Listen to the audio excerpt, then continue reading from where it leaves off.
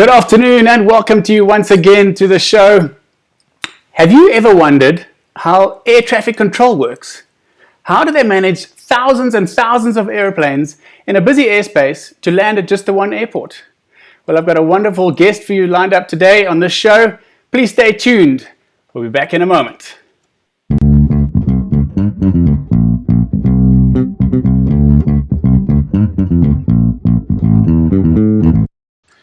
Tobias Arndt is a radar controller at the Munich International Airport. Welcome to you, Toby. Great to have you on the show. Thank you for your time. Hello, Alex. Pleasure being here. Thanks for the invitation to the show. Thank you. I appreciate your time. And Toby, tell me what's happening in Munich at the moment. Are you guys also in lockdown? We're kind of trapped to our houses here right now in South Africa. Yeah, it's kind of a lockdown. Everything's pretty calm outside. Actually, I can't see anybody walking down the street, which is pretty unusual. We're just allowed to go out in parties of two, and the other person needs to live in the same place that you do. So basically, you can't meet friends or so. It's really, really quiet. Okay, I was very quiet here in Pretoria too. So, Toby, let's start from the beginning. What is an air traffic controller, and what is the role? What do you actually do? What is your function in the airspace? Well, the main function is to separate aircraft. That's actually our main task. Needs to be safe, orderly, and expeditious. That's what we always say. Safety is always number one. And yeah, we try to bring you in as fluent as we can. Okay, I like that word safe, and I also like that fluent, efficient, make it save as much jet fuel as you can. We like to save the minutes in the aircraft as well. And it's good to hear you have the same mandate. So, Germany is a very busy part of Europe, and there's thousands and thousands of flights. We'll pop up an image shortly. But just tell me, how does the coordination work? So you're a radar controller. What is your responsibility in the bigger picture of the whole airspace of Germany? What do you do on a day-to-day basis? I'm doing approach control for Munich Airport, which means we do arrivals, departures. So we are basically the connector between the center sectors and the tower. Okay, wonderful. I see some of our people are already tuning in with some German. My German is not very good, so wie geht es dir? I don't know if you can read that, Sean. Okay. Thanks, Sean, for joining us. Okay, so you're a coordinator. So let's start from the beginning now. So if I'm in my aircraft, what is in a sort of a medium-sized airport, what's the likely first place that I'm going to start when I'm chatting to someone on the radio frequency? Well, if you're as a pilot, the first thing you do is to get your en route clearance. So that's with delivery. These guys are sitting in the tower in Munich. And then you talk to the apron for pushback. You do the taxi, which is then later on the tower frequency or the ground controller. And the ground controller hands you over to tower controller. That's the guy who's giving you the takeoff clearance. Okay. So after takeoff, you'll get to my position, to my frequency, and I will guide you out of our airspace, the Munich approach airspace. And the next one is then the radar controller. Okay, great. So let me just pop up some pictures there for people to see. Okay, so there's a wonderful Airbus 340-600 from South African Airways in Munich. And I want to just show you a picture of the airport and get an idea of what it's at. So there's a big picture of the airport, Munich airport. And in the middle of the picture, you can see there's the tower right in the middle of all that busy buildings, on the runways on either side. But you're not actually sitting at that tower, are you? Because you're not in tower or ground control. Where are you sitting in relation to tower? Correct. We are based at the Munich airport, but we don't really have to. We could be anywhere in the world, basically, because we just use our radar and the frequencies for the radio. So some countries do have their approach controllers sitting in the tower. Okay. But in Germany, it's not usual. Okay, so then the handover between you and the ground person, let's talk about an aircraft getting airborne. The handover between the ground and tower and then onto someone like your approach radar controller, how does that happen? How do you know that it's coming? Well, we've got a flight list in our system where we can see the next departures when we're talking about departures now. So the tower controller actually, once you're turning off, because we have two parallel independent runways in Munich, so once you do a left or right turn, which ensures separation between the two departures, he will send you from his frequency to my frequency. Okay, so there I'm just putting up a screen. There's a photo of the bank of computers, all these controllers sitting next to each other. So like Yeah. in that picture there's two people sitting right next to each other, but about a meter apart. Do you hand over? Is it quite feasible that you'd hand over from one person to the person directly next to you? I see a lot of telephones as well, computer screens. Yes, sometimes it is. Okay. It depends on the sectors or the unit you're working. So if I talk for approach, we will get the handoff from the radar sector to our first controller. We can split our positions into high and low positions, which means the first one you're talking on approach to is the high arrival controller. He guides you for some miles, then he sends you over to the low arrival position, and the last is the director. That's the guy who turns you onto final approach. Okay, great. So it sounds like quite we are all sitting next to each other. You are sitting next. It sounds like quite a complex arrangement. The interplay between a group of people looking after the certain aspect of the flight, and then you're handing it over. So this team dynamic. I mean, do you guys all have similar backgrounds, or how does the interplay work to create such a high functioning team that you manage to interplay and hand over? Remembering you're dealing with people in aeroplanes here, and you're saving lives, and you're making it efficient and safe. How do you ensure that this teamwork continues to function optimally? Well, the background of the different controllers is totally different. There are almost every kind of person you meet in the control room has different interests. But when it comes to work, I think we all have the same idea, or more or less the same idea of working together. And I mean, if there's a good relationship between the persons, it's always easier to work with them. It's fun. Oh, great. Well, you talked about that makes it easy. You talk about diverse interests. Toby, I've stuck a picture there up of you in your what looks to be running away or diving away from an airplane very quickly. So tell us a little about this. Skydiving, yeah. Skydiving is the most fun sports in the world. So you can't really describe the feelings when you jump out of an airplane, doing things in the air. It's just, it clears your mind. I'm sure it does. Yeah, you have to be focused once it gets to open the parachute and the landing. But it's like, free as a bird, as people say. Oh, wonderful. So you seem to be a bit of an adrenaline junkie. So besides jumping out of airplanes, I know that you're interested in soccer, and every now and then you pick up the odd squash game with some international airline pilots that arrive in Munich. Do you think it's a good idea to have good relationships working with pilots? I mean, I know you know several of the South African Airways pilots, and I hope some of them are joining you today. We get together for a drink or for a meal from time to time. How do you think that plays out in your job as an air traffic controller when we are the pilots operating on the day? I think it's very important that we have a good relationship to pilots. It helps to understand what the pilot is thinking for us. Because sometimes you have situations in the air where pilots do things like reducing speed or having a specific descent rate, climb rate, and all the background stuff. And if you're in a good relationship with pilots, friends, then you might be able to understand better how they are working. Sure, because it's all sorts of knowledge is just helpful. And I want to just address some of the questions that are coming through your Toby now. So people are saying hello there. How's it to everyone that's joined in Germany? We've got somebody, BS, I don't know who that is, says, what is the correct phraseology for clearance for chemtrail dumping? I'm not sure if they are talking about chemtrails in this sort of strange I know sense. Who that guy is. One of your friends That's a colleague of mine. Yeah, sure. Okay, well, you can have a shout out to him. And then another question, Sean's asking, is it busier at Munich than at Frankfurt? No, it's not. Okay. Frankfurt is still the busiest airport in Germany. Well, at the moment, I think it's pretty much the same with the whole COVID thing.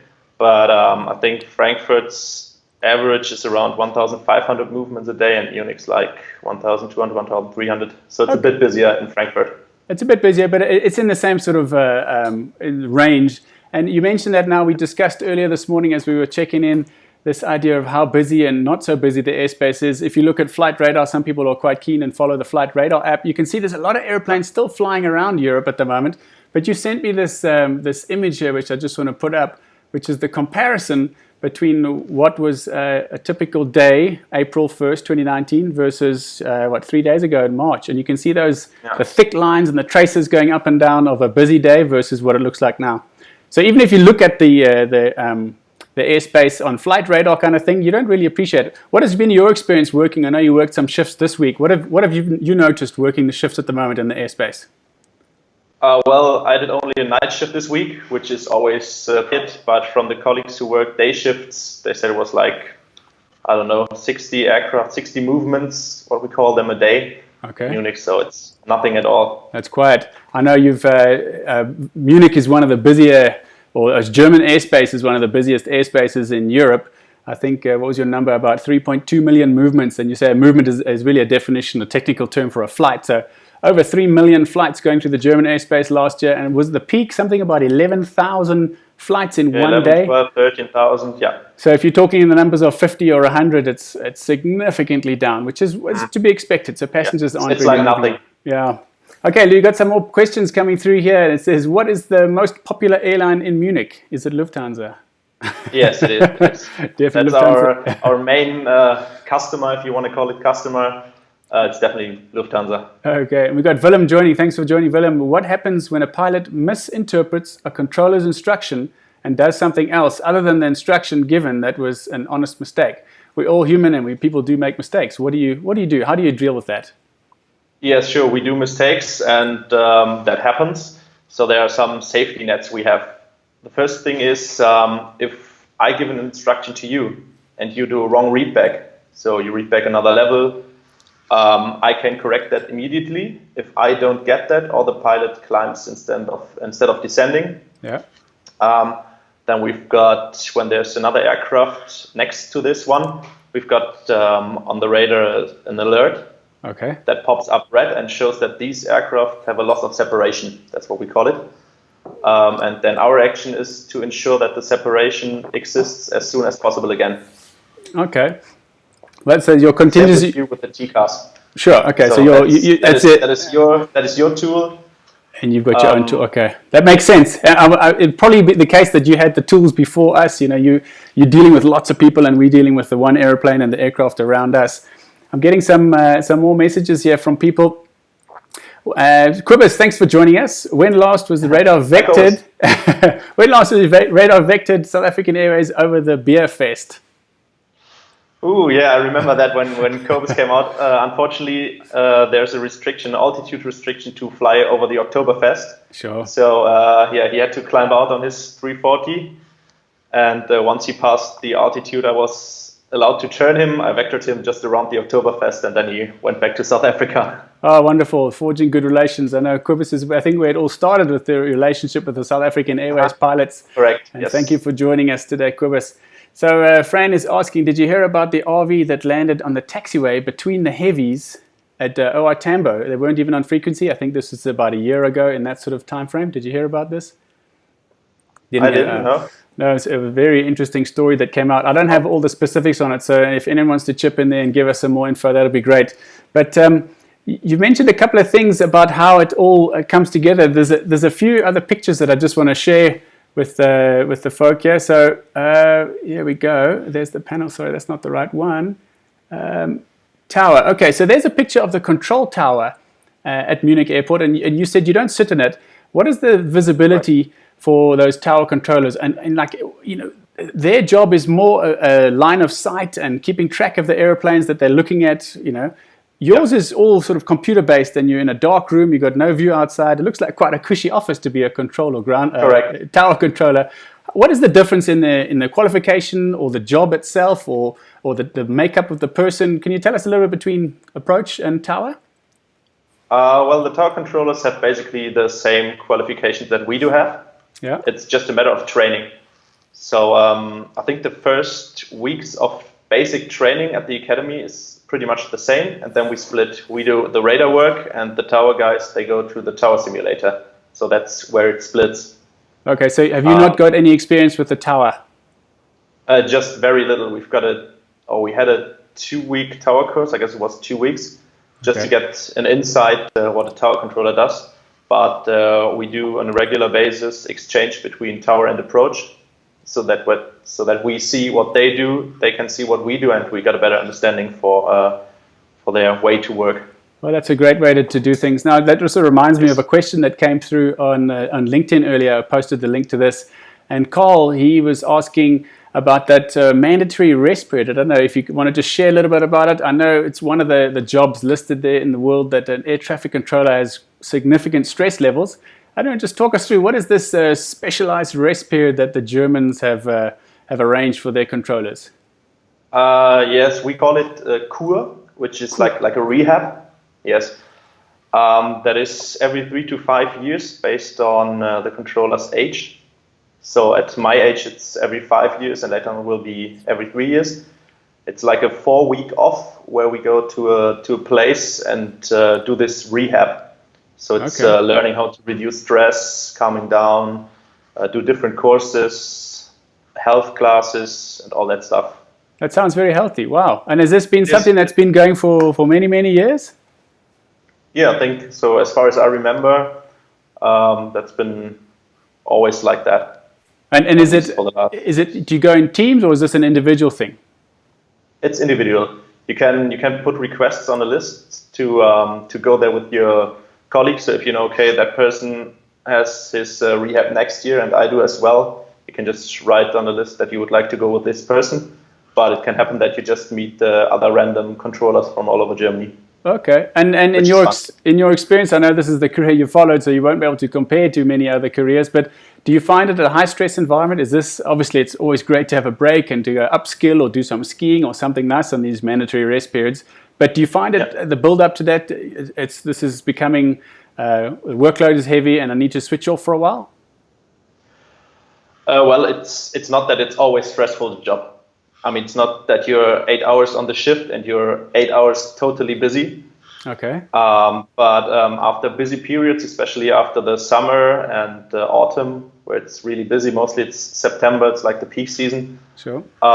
When you have this rehab thereafter, it is useful, absolutely. Well, I think we should start implementing that at some of the airline jobs as well. You mentioned your type of shifts and how a day works. Maybe you can just walk us through. So you get to work, and whatever time of day your shift starts, your shift probably follows a similar format.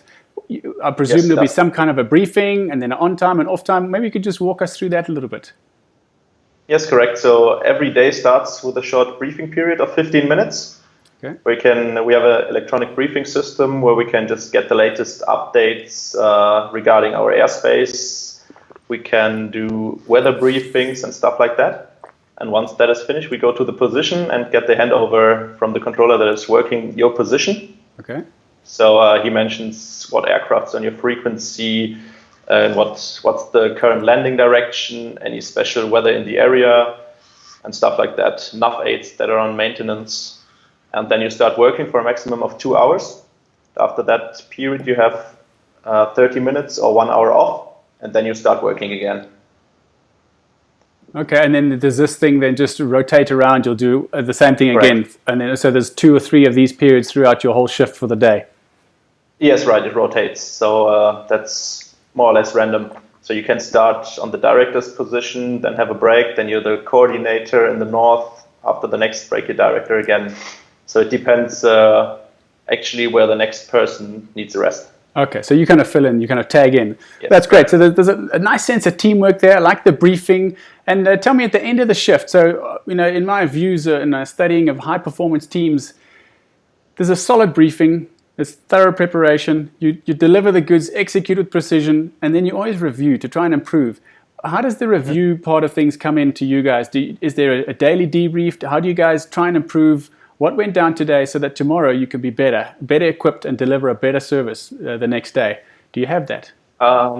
It's not really on a daily basis. When there's a day that's just like a normal day, like in your position, if there's just a normal flight, then you don't really do a long debriefing. If there are special situations during this shift, then you start talking about that with your colleagues. Like if there's an emergency coming in, sure, then you review that. So what happens when emergency comes in is that you clear the way, you clear the final, and try to get the emergency the shortest way to land as possible. Okay. Well, and after these situations, you start talking to your colleagues or even to your friends after work and review that a bit, just to improve. So maybe they say, okay, you could have done that better or that better, and the next time it will be even a shorter way for this aircraft to land. Okay, implement it. I'm just going to address some of the questions again here. How do you address Lufthansa? SAA gets the call sign Springbok. What is the typical Lufthansa call sign? Lufthansa call sign is Lufthansa. Pretty easy. Nice, easy one. Yeah, we've got some. Yeah, we've got some. British Airways is called Speedbird. Yeah. And what else have we got? We got the Virgin for Virgin Airways. That's just yeah, a joke that we have. Virgin, American. there are so many Emirates. Okay, and then another thing that's come out in the last while is that the role of air traffic control has become even more prominent in the sort of media. And there was that great movie, I don't know if you watched it, Pushing Tin, about those air traffic. Maybe we like to joke about it being the air traffic control version of Top Gun. And how do you and your ATC colleagues, how do you approach a movie like that? Was that enjoyable? Is it a little far-fetched at times? What are your thoughts? I actually didn't talk to colleagues about that movie, but I watched it for sure. And yeah, as you said, it's just like Top Gun for pilots. It's exactly the same. Okay, good. It's one of those movies that you just, there's a firm favorite. And we're actually looking forward to that, the sequel of Top Gun. I think this COVID-19 has put the brakes on it, but it looks like it's going to be fantastic. I'm going to get to a couple more questions here. All right, it says, what happens with the people working for SAA in Munich? Did they lose their job? Or are they brought to another airport? Okay, well, that's, I can address that as well. No one has lost their job at this point. In fact, South African Airways is just about to start repatriation flights. So I hope to, in the next week or two, get a chance to chat to you, Toby, in the air as we come in with the Airbus 340. And Sean says, have you ever handled an emergency before, Toby? And if you have, tell us a little about it. Yes, sure. There are like 100 different kinds of emergencies. There can be a medical emergency. That means that there's a passenger on board who has a heart attack, a stroke, or whatever. You can have technical emergencies, engine out, or whatever failure. The gear can't be retracted or extended. I actually have to think about what my last emergency was. That's quite a while ago. I think it was an engine out of an aircraft just after departure. So what we did is just gave him the shortest vectors back to the airfield. Okay. And does it sort of prick up your senses? Are you a little bit more alert? Do people back away? Do they handle you differently? How does it work from your side of the panel? Actually, it's just like you try to handle him as normal as you can. Just be calm, not to make the pilot nervous, because the only thing, our only tool is the voice. And if I sound nervous, the pilot will immediately know that, and vice versa as well. So you talk to him like a normal aircraft, vector him back to the final, and that's it. Okay, yeah, you have always sounded calm in the air whenever I've spoken with you. And then, but practically from your side of the fence, do your colleagues around you give you some more support? Do they take some workload off you, or does that not change at all? Yes, they do.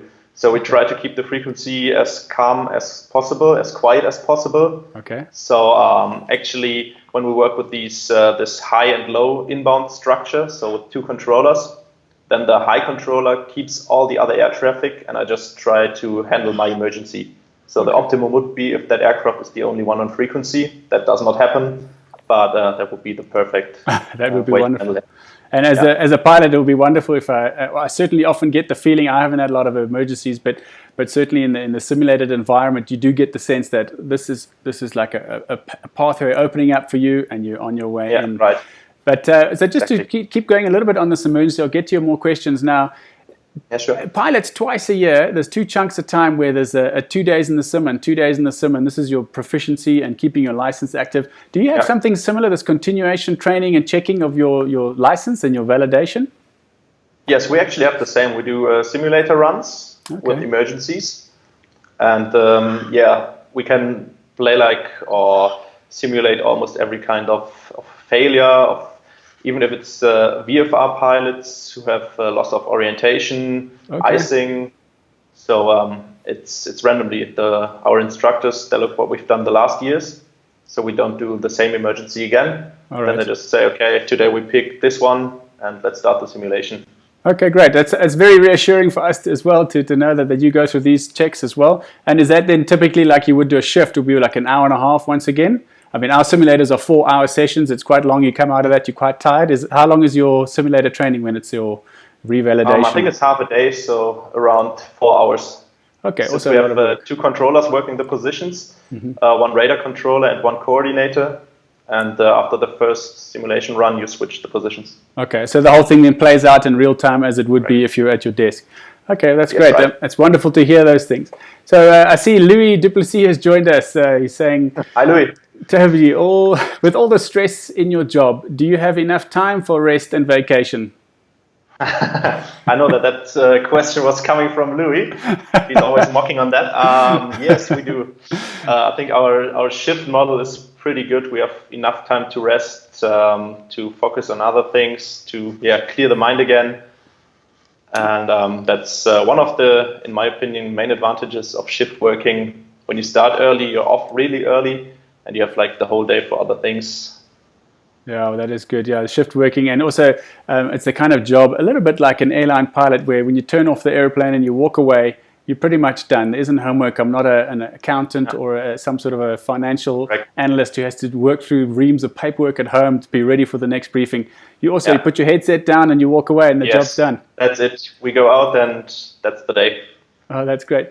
Toby, it's been wonderful chatting with you. It's great to see you again. We'll have to do this via the internet. I hope to catch up with you on the airwaves in the next week or two as we bring in our Airbus through into Munich.